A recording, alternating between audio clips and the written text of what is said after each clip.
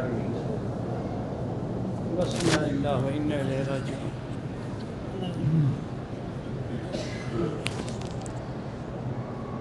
موضوع درس فی قصۃ ضیف ابراہیم علیہ السلام ولوط علیہ السلام مع قومہ وما فیہا من العبر. سورۃ الحجر، تفسیر ابن کثیر. الحمدللہ رب العالمین والصلاة والسلام علی اشرف الانبیاء وسید المرسلین سیدنا محمد وعلی آلہ واصحابہ اجمعین. اللہم صل علی سیدنا محمد وعلی آل سیدنا محمد کما صلیت علی ابراہیم وعلی آل ابراہیم فی العالمین انک حمید مجید. اعوذ باللہ من الشیطان الرجیم. بسم اللہ الرحمن الرحیم.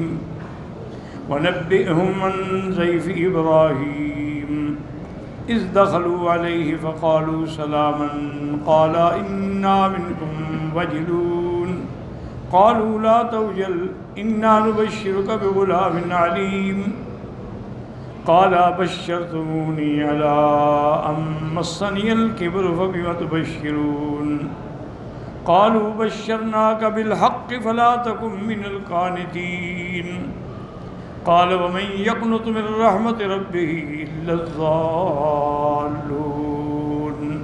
قال المؤلف والمفسر رحمه الله تعالى أدام النفع بعلومه وعلومكم في الدارين آمين إلى أن قال يقول تعالى وخبرهم يا محمد صلى الله عليه وسلم عن قصة ضيف إبراهيم. اللہ نے حکم دیا میرے محبوب آپ ان کو ابراہیم علیہ السلام کے مہمانوں کے بارے میں بتلائیں. والضیف یطلق علی الواحد والجمع کالزور والسفر. کہ لفظ ضیف جو ہے ایک ہو تو ضیف اور بہت زیادہ ہو تب بھی ضیف. ایک کے لیے جمع کے لیے یہی لفظ ہے. وَكَيْفَ دَخَلُوا عَلَيْهِ فَقَالُوا سَلَامًا قَالَ إِنَّا مِنْكُمْ وَجِلُونَ. جب وہ پہنچے سلام کیا تو انہوں نے حضرت ابراہیم نے فرمایا کہ ہمیں آپ لوگوں سے خوف محسوس ہوتا ہے. وَقَدْ ذُكِرَ سَبَبُ خَوْفِهِ مِنْهُمْ. دوسری آیت میں خوف کی وجہ بھی ہے کہ جب کھانا لے آئے تو انہوں نے ہاتھ نہیں بڑھائے. لَمَّا رَأَىٰ أَيْدِيَهُمْ لَا تَصِلُ إِلَىٰ مَا قَرَّبَهُ إِلَيْهِم مِّنَ الضِّيَافَةِ. کہ جو آپ نے مہمان نوازی میں ان کے لیے کھانا پیش کیا انہوں نے ہاتھ نہیں بڑھائے تو اب خوف محسوس ہوا. اور وہ مہمان نوازی کیا تھی؟ وَهُوَ الْعِجْلُ السَّمِينُ الْحَنِيذُ. ایک بچڑا موٹا تازہ بھونا ہوا. قَالُوا لَا تَوْجَلْ. فرشتے نے کہا کہ آپ خوف نہ کریں. وَبَشَّرُوهُ بِغُلَامٍ عَلِيمٍ. اور انہوں نے مبارک دی کہ اللہ آپ کو لڑکا دیں گے اور لڑکا بھی شان والا علم والا. اے اسحاق علیہ السلام کما تقدم فی سورۃ ہود. ثم قال متعجبا من کبرہ وکبر زوجتہ متحققا للوعد. اس کے بعد انہوں نے یہ تب یہ بات ہے ورنہ اللہ کے نبی تو جانتے ہیں کہ اللہ جو چاہے کر دے. لیکن یہ سوال جو کیا تو فطری بات ہے کہ حیران ہو گئے مجھے بڑھاپے میں اولاد ہوگی. متحققا للوعد بشرتمونی علی مسنی الکبر فبم تبشرون. بڑھاپے میں مجھے مبارک دے رہے ہو. فاجابوه مؤکدین ما بشروه به تحقیقا و بشارتا بعد بشارہ. انہوں نے کہا حضرت بالکل ہم یقین کے ساتھ اللہ کی طرف سے آپ کو مبارک دے رہے ہیں اور اللہ کے آگے کیا چیز بعید ہے. قالوا بشرناک بالحق فلا تکن من القانتین وقال بعضهم القانتین فاجابهم بانه ليس يقنط. نے فرمایا میں نا امید نہیں ہوں لیکن یرجو من اللہ الولد. مجھے اللہ سے اللہ کی رحمت میں پوری امید ہے. وَإِنْ كَانَ قَدْ كَبْرَ وَسَنَّتْ امْرَأَتُهُ فَإِنَّهُ يَعْلَمُ مِنْ قُدْرَةِ اللَّهِ. وہ جانتے تھے کہ اللہ کی قدرت اور اللہ کی رحمت اس سے بھی بڑی ہے. بڑھاپے میں اولاد دینا تو کوئی بات ہی نہیں. وہ ساری مخلوق اور پیدا کرتے ہیں. قَالَ فَمَا خَطْبُكُمْ أَيُّهَا الْمُرْسَلُونَ قَالُوا إِنَّا أُرْسِلْنَا إِلَىٰ قَوْمٍ مُجْرِمِينَ إِلَّا آلَ لُوطٍ إِنَّا لَمُنَجُّوهُمْ أَجْمَعِينَ إِلَّا امْرَأَتَهُ قَدَّرْنَا إِنَّهَا لَمِنَ الْغَابِرِينَ.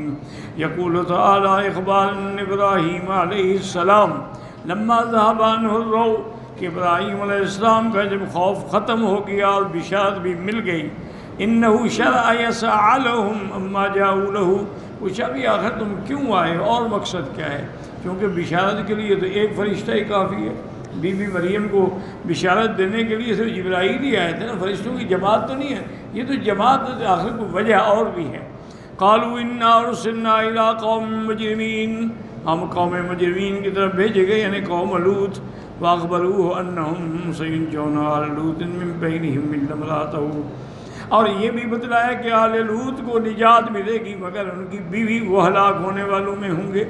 ولہذا قالوا الا امرأته قدرنا انها لمن الغابرین، غابرین کا معنی باقین، مہلکین، باقی رہنے والے، ہلاک ہونے والے۔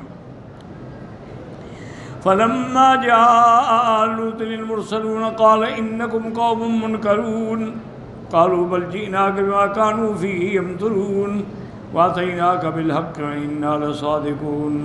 يخبر تعالى عن لوط لما جاءته الملائكة في سورة الشباب حسان الوجوه، اللہ خبر دیتی ہیں کہ جب ملائکہ خوبصورت لڑکوں کی شکل میں تشریف لائے، فدخلوا علیہ دارہ، حضرت لوط علیہ السلام کے گھر پہنچے، قال انکم قوم منکرون، نے کہا بھی تم تو کوئی اجنبی لگتے ہو، قالوا بل جئناک بما كانوا فيه يمترون، انہوں نے کہا نہیں ہم اس بارے میں آئے ہیں جس کے بارے میں ان کو شک ہے، عذاب اللہ کے عذاب کا، یعنون بعذابہم وہلاکہم ودمارہم الذی كانوا یشکون فی وقوعہ بہم وحلولہ وساعتہم، ان کو شک تھا نا کہاں سے عذاب آتا ہے، اگر عذاب ان کے ہاتھ میں ہوتا تو پہلے کیوں نہ آ جاتا، اس کو ہم محقق کرنے کے لیے آئے ہیں۔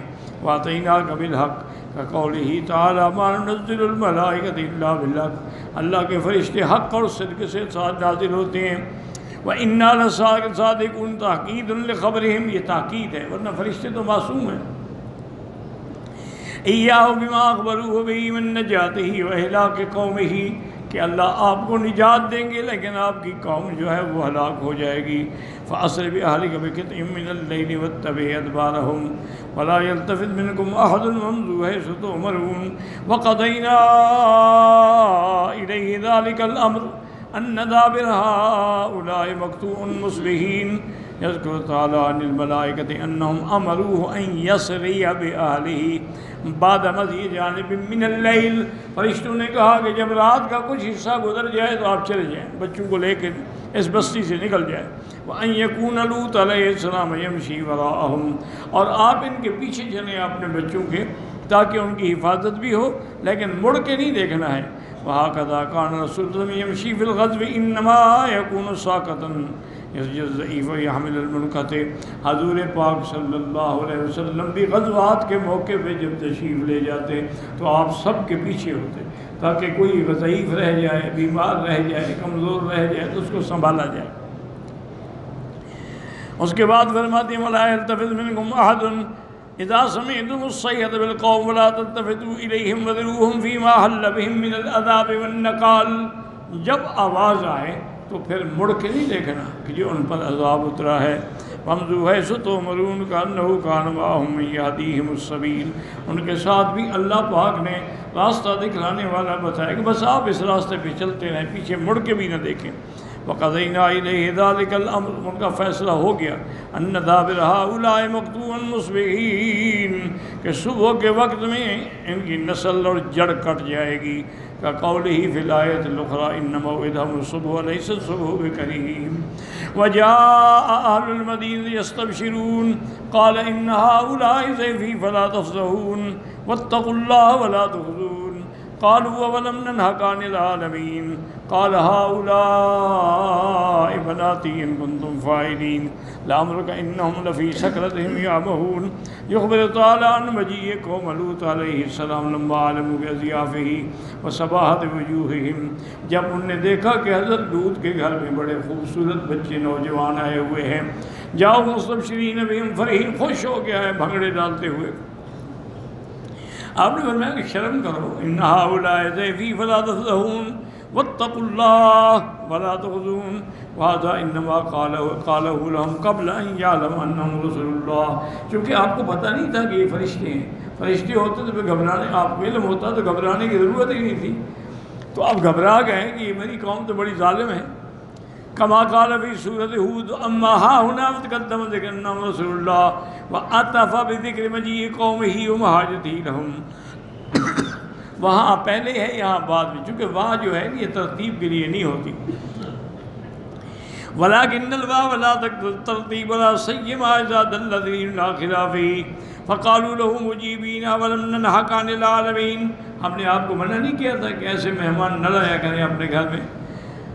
او ما نہیناک ان تضیف احدا فارشدهم الى نسائهم وخلق لهم ربهم منهن من الفروج المباحة.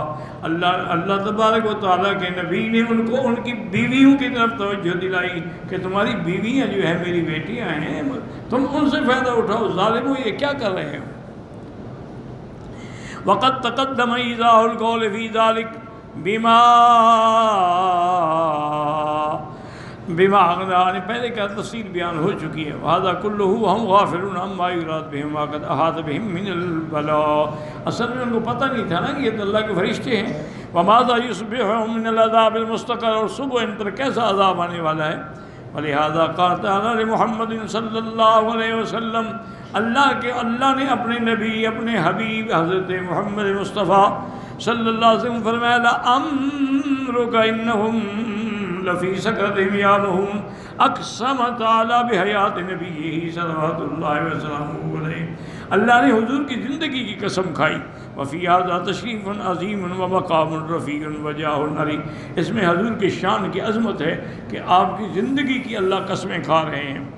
قال عمرو بن مالک النکری ان بالجوزان قال ما خلق اللہ وما زرع وما برأ نفسا اکرم علیہ من محمد صلی اللہ علیہ وسلم. حضرت ابن عباس فرماتی ہیں کہ اللہ نے کوئی مخلوق نہیں پیدا کی دنیا میں جو حضور پاک سے زیادہ کوئی افضل ہو. اللہ کے نبی ساری مخلوق میں سب سے زیادہ افضل جو ہیں محمد مصطفیٰ ہیں. وما سمعت اللہ اقسم بحیات احد غیرہ. حضرت ابن عباس فرماتی ہیں کہ اللہ نے حضور کی زندگی کے علاوہ کسی کی زندگی کی قسم نہیں کھائی. قال اللہ تعالی امرک انہم لفی سکرتہم یعمہون، یعنی وحیاتک و عمرک و بقاءک فی الدنیا. میرے مدنی مجھے تیری زندگی کی قسم ہے، تیری زندگی کی قسم ہے یہ لوگ اپنے گناہوں کے نشے میں اندھے گمراہی میں پڑے ہوئے ہیں. وَلَوَاهُ قَالَ فِي سَكَرَتِهِمْ یعنی ضلالتہم گمراہی میں، یعمہون یلعبون. حضرت ابن عباس امرک لعیش انہم فی سکرتہم یعمہون یترددون. واللہ اعلم.